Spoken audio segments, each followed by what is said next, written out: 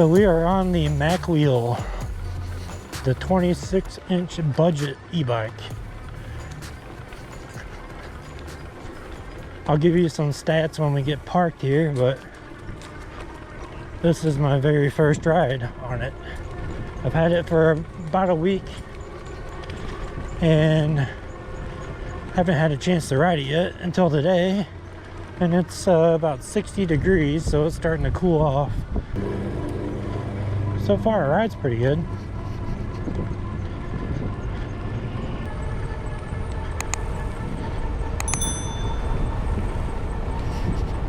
$20 miles an hour, 21. It's pretty good. So I'd say about 20 miles an hour on flat ground. That's pretty good for what you have on this bike. Now this is a budget bike, so not going to get the best out of this bike, but for the price it might be really worth it for a beginner, somebody that's just getting into e-bikes, somebody that's just trying them out, wants to just experience it. They liked it, maybe they rode one, they want to try a budget one and see if it's going to be worth it to them. Well, this might be the bike for you. Now it's got a low frame, so it's designed for women, shorter people, older people, and the step-through frame is really nice to be able to just hop over it and get on.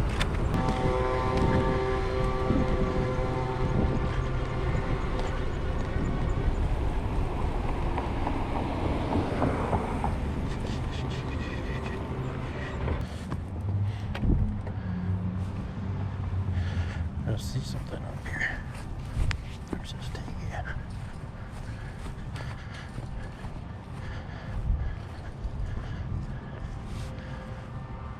Oh, right by the middle school.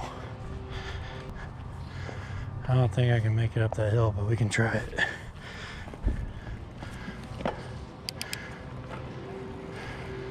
Kind of pedal assist 5.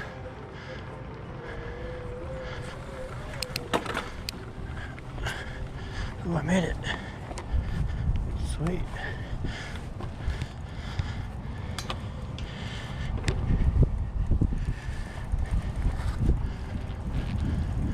Got a new spot to film. Let's go over here. Well, there's nobody yet.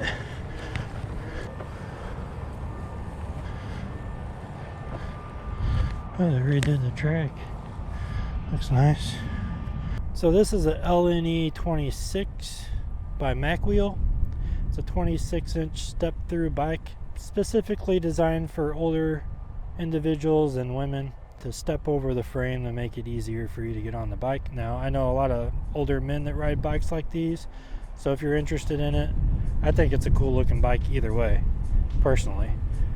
It's simple. There's not a whole lot of advertisement. You got the website over there and the logo right here and a little logo up in the front, so it's not gaudy. It looks nice, and when I unboxed this, it was packed perfectly.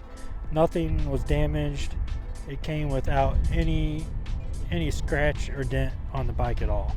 The bike comes with fenders, a rear rack, and really nice angled handlebars that are super comfortable, and a headlight, and that's pretty much it. It's a budget bike. Right now it's on their website for $6.99, but with my discount code of Randy Rides, you can save $100 and get this bike for $5.99, which is an incredible deal for an e-bike. If you're just wanting to get one to get started to see if you really like it so you don't waste a ton of money, this is probably the bike for you. It's built really well. Some of the components are cheaped out on. They're not like the highest end. They don't have disc brakes.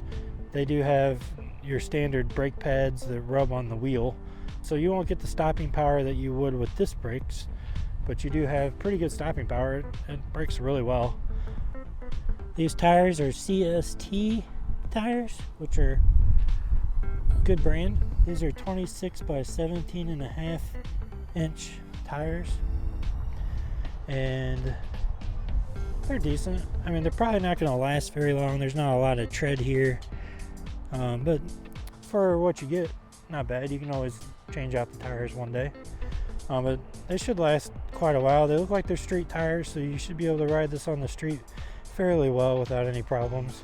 It has a 250 watt motor, a 36 volt 10 amp hour battery, so very budget, but you should get about 22 to 25 miles of range throttle only, and about 45 to 50 PAS, probably PAS 1. The rear hub motor is back here on the rear hub. The brakes here are not your everyday electric bike brakes, they're just traditional pads on wheel. So it has a spot here for you to be able to brake and a pad. So no disc brakes that you normally get. So that's one of the things that they cut out to lower the price on this. Other thing is you do have to assemble some of this stuff, like the rear rack. The rear rack did not come assembled at all. It was by itself. So I'm going to show you real quick how I did it. It tightened up perfectly and it's level, and it's set up exactly the way you're supposed to do it. Now, of course, you got to put a bolt up here, and then this arm swivels, so it goes up back and forth to get it angled in the right spot. And you just come down here, and there's two bolts here. One of them's going to be for your rear rack, the other one's going to be for your fender. So you do have to install both of those. Now, the way the derailleur is, this is actually in front of this bar or bracket here. So you put the rear rack on after you put the derailleur on here, and then you put the fender on before you put the derailleur on. So make sure the fender's underneath the bracket, and then right here make sure the rear rack is above the bracket. So you do that on both sides. The other side doesn't have a derailleur, so you just screw it to the frame, and the same with the fender. It goes on the bottom. That's pretty much the hardest part. These were not installed from the factory, the handlebars, so you do have to put that in. It was not hard. There are instructions, so follow the instructions. There's instructions for everything on this bike, but the rear rack was kind of confusing, so that's how you do it. Rear rack and rear fender. There you go. The front fender, your bracket for your front fender is right here. It goes on the back of the forks, and then your headlight bracket right here goes on the front. And then you put your bolt through both of those, tighten it up, and then these little wire things from the fender goes on your front wheel. And there's a bracket mounting point right here. And then your quick release was not put together. Another confusing thing. So you have your nut here. There's a spring inside of here, and there's a spring inside of here. So you take now these are plastic, so I guess it's just to make it easier for you to tighten it. I mean, it was really easy. It's tight. But there's a spring in here in between these two, the nut and the other nut. And then the same over here, the quick release and the nut, there's a spring in between that. So it just makes it easier to keep everything together. So when you take this off, you pull the wheel off, and then voila, it's quick. That's why it's called a quick release. Now, it has a Shimano 7-speed drivetrain. So this is standard. A lot of e-bikes have this. I still have the plastic on it. Let's pull that off and throw that in my pocket. And I think this still has plastic on it too. Yeah. The battery is removable. It has a charger. I'll show you guys that later. But you just take the seat out by pulling this clamp, and then this battery just pulls out. Now it has an on and off switch, which is really nice. So for storage, if you store this in your garage or something, as long as it's not cold in there, I'm sure it probably is. You should probably take this out anyways, but in the summer or spring or whenever, you can just shut the power off to this, and then your bike will not turn on. So turn that on, and then there's a battery gauge back here to tell you how much battery you have left on your battery itself, as well as up here on the control panel. Now your control panel, you just hit the on button like this, and it lights up blue, shows your power. You have your PAS levels, which go from 0 all the way up to 5. And PAS 0, you can come over here and you got your throttle. So you have a twist throttle, and on PAS 0, the twist throttle does not work. Now, if you don't want to use the throttle at all, or you're afraid that somebody's going to accidentally hit that if they're testing this, you can turn that off, and that disables the throttle altogether, no matter what PAS level you're in. So, I'm going to leave mine on. Now, as you move up through your PAS levels, of course, the power is going to be reduced at the lower numbers, and that's both for your throttle as well as your pedal assist. So if you're in level 1 and you're pedaling, your assist is going to be less, so you're going to have to pedal harder. Same thing with your throttle. Your throttle is going to be less. So as you run up through the PAS levels, your throttle is going to get stronger as you go. In the same way with PAS, which is how most electric bikes are. But the throttle is a nice touch, and I prefer that over the other way. It does have ergonomic grips, which they're standard. That's a lot of bikes come with these, and they're decent, but there are other options out there. I will probably be switching this out. Now, this bike is not for me. This bike is for my wife, and I think it's going to be perfect for her. It's a small bike. It's not super big. You can lower the seat pretty low. She can step over. She's only 5'1", I think.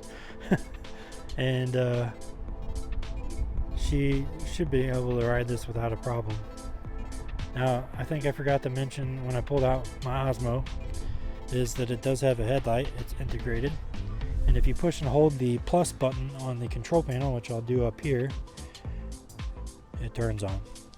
Now, it does not have a rear tail light, so you will not get any light back there unless you buy an aftermarket light, but does have a rear reflector. And so far, the little bit that I've ridden it, it's very comfortable. I really like the swooping handlebars. That's really comfortable. I probably will never ride a bike like that, but I do like it. Maybe when I get older one day I'll need that. So if you guys are interested in seeing more about this bike and me doing some tests, please leave them down in the comments. I think my first one will probably be a throttle only test. I may have to wait for it to warm up, or hopefully there's a sunny day sometime soon. But if you guys want to see more videos, go down there and comment and let me know. If you have any questions, I'll be down in the comment section as always.